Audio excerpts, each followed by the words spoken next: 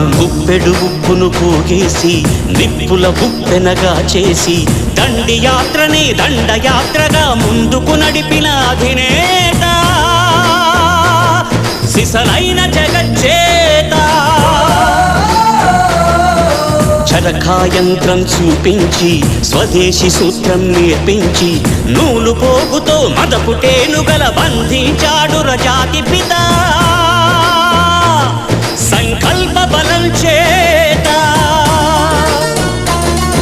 సూర్యుడస్తమిల్చని రాజ్యానికి పడమర దారిని చూపిన క్రాంతి.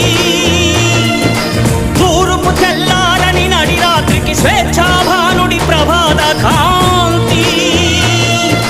పదవులు కోరని పావనమూర్తి హృదయాలేలిన చక్రవర్తి. ఇలాంటి నరుడొకడిలా